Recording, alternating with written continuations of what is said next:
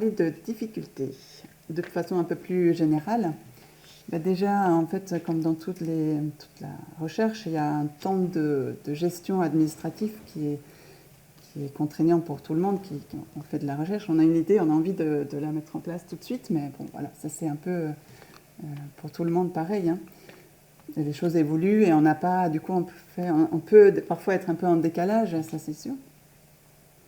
Et après, c'est aussi, je sais, on a été confronté à ça quand on a envoyé des appels à projets, des experts qui, de toute évidence, ne voyaient pas l'ETP un peu de la même façon que nous. Donc on a eu des commentaires qu'on n'a pas tout à fait compris ou même su intégrer, du coup, modifier notre projet en fonction.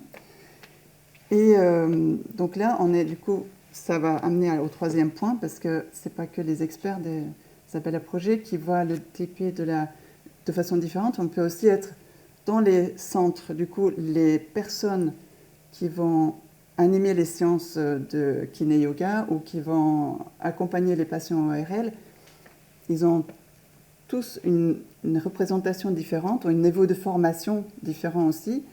Donc il faut un peu trouver une solution qui fonctionne sur le terrain. En fait, on se base sur de la théorie, donc notamment sur Skype, c'est l'implémentation des intentions. Mais après, c'est autre chose quand on l'applique sur le terrain. Et bien sûr qu'il y a aussi beaucoup d'opportunités. Et il y a des appels à projets favorables à l'ETP. Pour moi, en tant que kiné, je trouve que l'ETP a vraiment sa place évidente. Donc, je ne vois pas un projet de recherche sans ETP.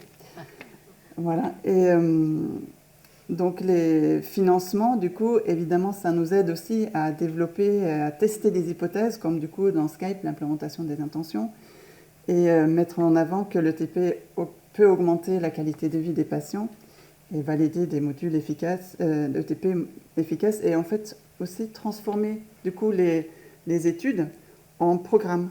Parce que si on montre par une étude que c'est efficace, ça a du sens du coup de l'intégrer dans le parcours de soins sous forme de programme.